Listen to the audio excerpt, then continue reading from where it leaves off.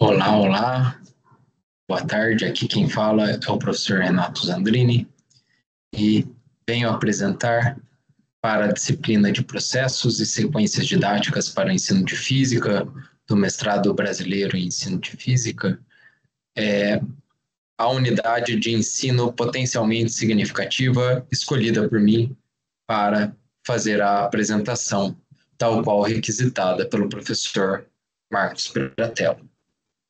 Pois bem, iniciando então com o título da sequência sendo Planetas Extrasolares, Detecção pelo Método de Velocidades Radiais, Efeito Doppler. Então, o autor dessa UEPS é Rafael Ramos Maciel. Ele apresentou na dissertação do mestrado dele em 2016, tirado lá em Santa Catarina. O público-alvo proposto é para o segundo ano do ensino médio, o qual muito provavelmente está estudando sobre ondas. Tá? Ele tem como proposta um tempo estimado de 6 horas aula, sendo cada uma de 45 minutos. E ele está disponível nesse link, pelo menos até dia 1 de novembro de 2024.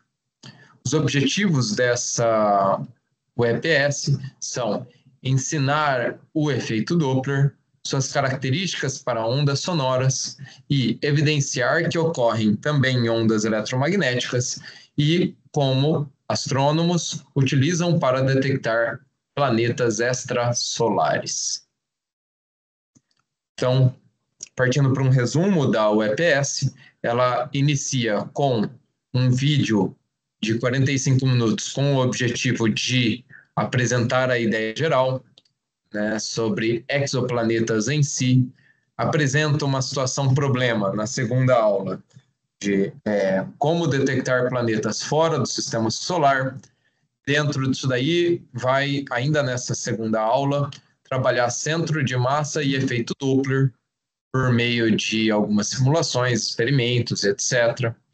Numa terceira aula, ele volta a centro de massa e efeito Doppler com um pouco mais de profundidade, retorna à situação problema sobre como identificar um planeta que não conseguimos ver, e em uma aula subsequente ele apresenta um mapa conceitual, em vez de pedir que os alunos o façam, como é tradicional nas UEPS, traz uma nova utilização acerca do efeito Doppler, agora sim mostrando verdadeiramente, mas também para a rotação do Sol e não só para a velocidade de deslocamento, sim para a velocidade de rotação.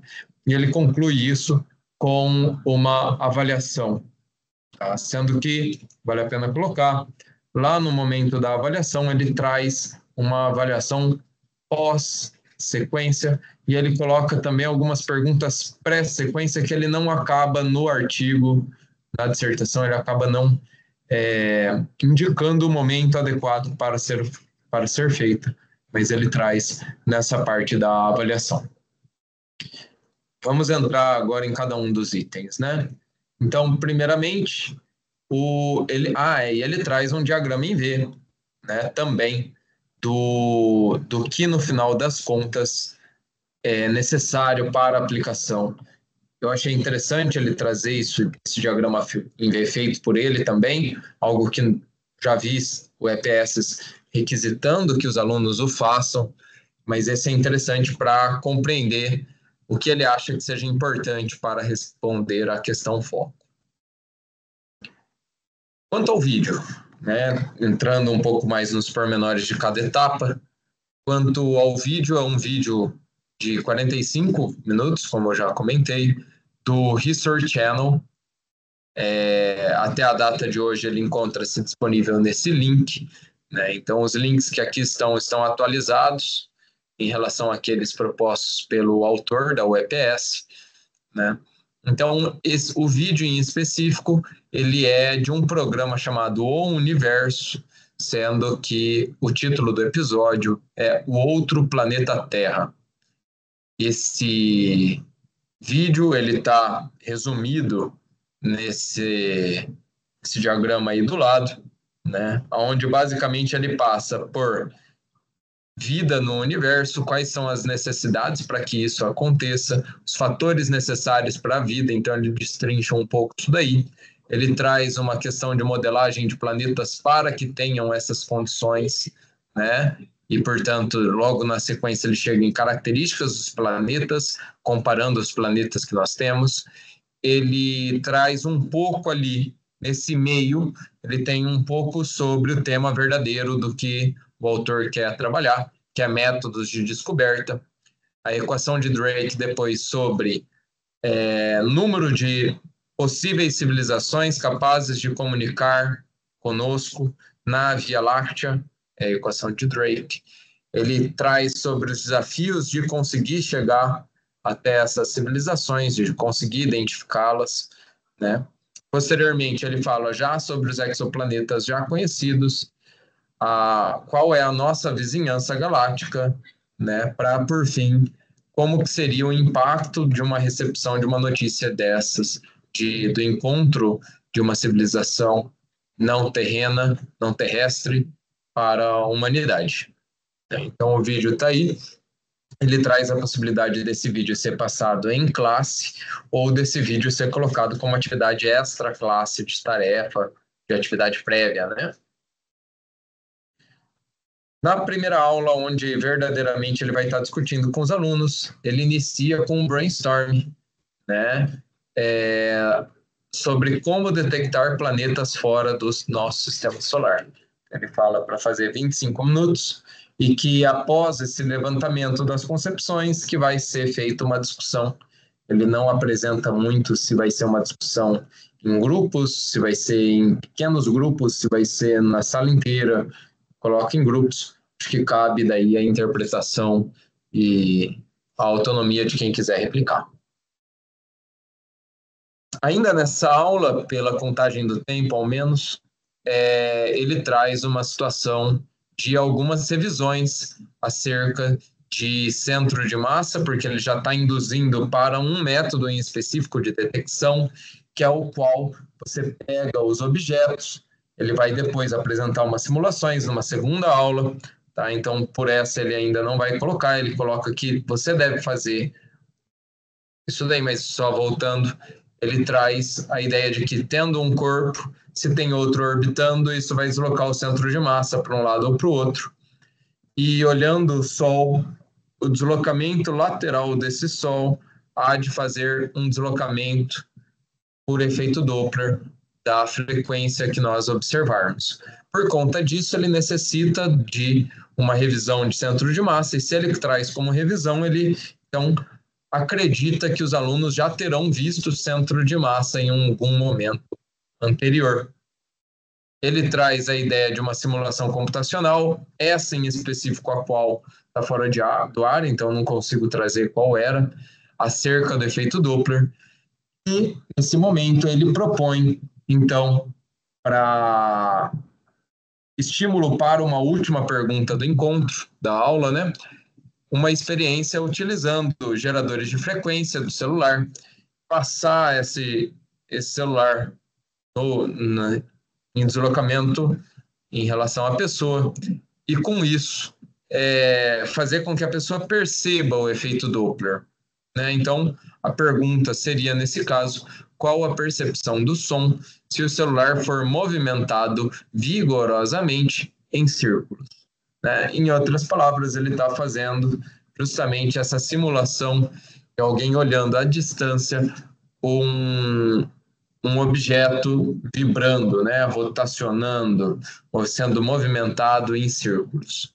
Tá? Ele está transpondo isso para o som. Nessa terceiro encontro, nessa terceira aula, ele vai considerar ela como uma aula expositiva, trazendo alguns elementos, né? Então, a primeira coisa é que ele traz, talvez como uma forma de retomada do último encontro, né? Quer que um vídeo do YouTube, o qual quer que eu desenhe encontrando planetas, né? Então, o vídeo que se encontra o print logo no canto superior da tela, e de 5 minutos e 18 segundos, onde ele apresenta os dois principais métodos de detecção. Um deles é pela diminuição da luz do planeta, da estrela, e o outro é esse, o deslocamento do centro de massa por efeito Doppler, né?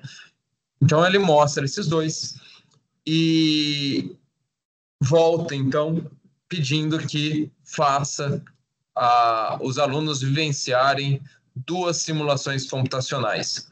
Uma acerca de efeito Doppler e uma acerca de centro de massa, né? Então, sendo uma de efeito Doppler, essa que está no meio da tela, onde você tem a capacidade de controlar a velocidade e a direção com que você tem esse corpo celeste se deslocando em relação ao observador, e qual será o deslocamento em relação a blue shift, né, deslocamento para o azul, ou red shift, deslocamento para o vermelho, né, mostrando nesse caso que deslocamentos perpendiculares à propagação da onda avisada, eles não causam deslocamento de frequência, mas se estiver vindo em direção, você terá um deslocamento para o azul. Se estiver indo em oposição, se estiver se afastando do observador, terá um deslocamento para o vermelho. No segundo aplicativo, né, então ele trabalha uma simulação do FET, onde dá para simular o sistema solar, né? Num encontro posterior, ele volta a propor um simulador que eu acho até mais significativo que esse, no qual, esse em específico, você consegue colocar diversos corpos celestes, e a ideia é única e simplesmente para ver, ele coloca ali dois objetos, ele até sugere dois objetos de massas similares, para ver como os dois realmente ficam um orbitando o outro, né? E depois um objeto com uma massa significativa maior do que a outra, para mostrar que ainda assim esse objeto menor ele consegue influenciar a órbita, a trajetória do objeto maior. Ele finaliza essa aula trazendo a seguinte consideração, a seguinte pergunta: considere a luz emitida de uma das estrelas das simulações acima, detectada por um observador na Terra. Ao longo da órbita, como você espera que a frequência varie? Existe relação com a variação percebida no som do celular da etapa anterior? Então, ele está novamente fazendo uma conexão entre a frequência da luz, Doppler, efeito Doppler luminífero e efeito Doppler sonoro. Mais uma aula, exatamente os mesmos dois conteúdos, mas novamente um pouco mais aprofundado, né? Nessa vez ele traz novas situações e problemas. Agora ele não coloca aqui, mas presumo eu que até numéricos, né? E aí ele volta, então, a trazer uma pergunta. Ele não faz detalhamentos mais aprofundados, né? Ele traz: se, ao observar uma estrela, verificamos que sua luz apresenta variações de frequência, deslocamentos periódicos para o vermelho e para o azul, o que podemos concluir? Pode existir um objeto não detectado diretamente orbitando em torno dela, um planeta, por exemplo? Então, ele está querendo induzir os alunos com essa pergunta que respondam realmente sobre a detecção dos planetas, de exoplanetas, utilizando o efeito Doppler pelo movimento de uma estrela, né? Ele apresenta nesse momento também a conveniência de eventualmente mostrar no início de uma quarta aula, né, esse mapa conceitual, como eu havia já relatado lá anteriormente, né? Então ele utiliza a justificativa falando que o objetivo seria garantir a reconciliação integradora. Tá? Então ele apresenta agora esse mapa mental, mapa conceitual, perdão, né, pedindo que os alunos reflitam sobre esse mapa e compreendam talvez aquilo que entendem ou não sobre o mapa conceitual. Ainda nessa aula, logo na sequência, tá? Ele traz mais uma situação problema, justamente pedindo para que os alunos respondam. Os astrônomos verificam que a luz emitida por um elemento particular em uma das bordas do Sol tem uma frequência ligeiramente maior que a luz emitida por um elemento na borda oposta. Então, ele está falando agora de um mesmo objeto rotacionando, né? O que essas medidas nos dizem a respeito do movimento do Sol? Na verdade, essa tem que ser a conclusão, porque se a frequência aqui é de uma cor e se a frequência aqui é de outra, isso daí se dá pelo efeito Doppler, né? Em outras palavras, ele está querendo ver se os alunos conseguem transpor a aplicação do efeito Doppler de detecção de exoplanetas para medida de velocidade orbital, ou medida de velocidade, nesse caso, rotacional do nosso Sol, né?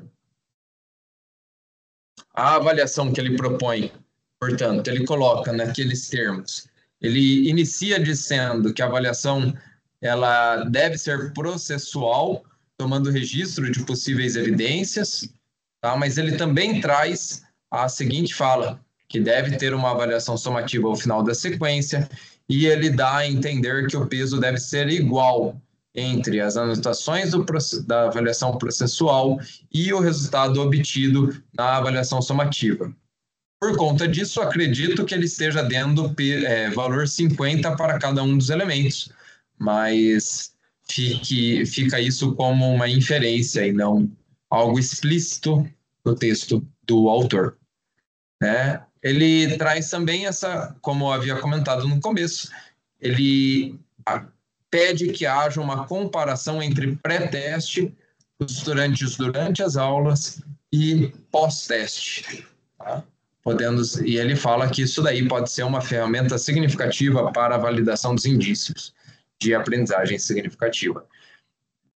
Então, para terminar, apresento, portanto, as perguntas da avaliação pré-teste e da avaliação pós-teste.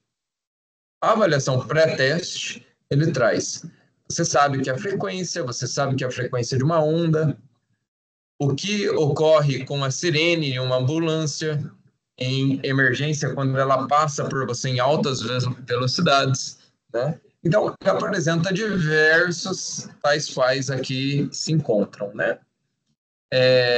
Ele não indica, como eu já falei, o momento no qual essas perguntas deveriam ser apresentadas. Ele não fala se seria no começo da unidade, ele não fala se seria no meio da unidade, se seria logo antes da prova, ele não fala, ele não traz indicativos quanto a isso. Ao final, ele pede pós-testes, né? Pós-teste. Também não sei se isso ele traz como sendo a avaliação somativa da qual ele fala anteriormente, ou se esse ele coloca que, ao final, espontaneamente pede-se que os alunos relatem isso. Então, ele não faz muito bem essa distinção. Ainda assim, acho que dá para ser usado seja como um, seja como outro, tá? No pós-teste, são perguntas um pouco mais aprofundadas, né? Contudo, um dos problemas observados é a situação da possibilidade de trazer respostas como sim e não, né? Como a segunda parte da pergunta 6. Existe relação com os intervalos em que ocorrem os deslocamentos para o azul e para o vermelho? Sim. Então, existem algumas dessas perguntas, tanto na pré-teste quanto na pós-teste, que poderiam ser reformuladas trazendo tais reflexões. Então, com isso, termino a apresentação da UEPS proposta, certo? E agradeço a paciência de quem estiver vendo. Até mais.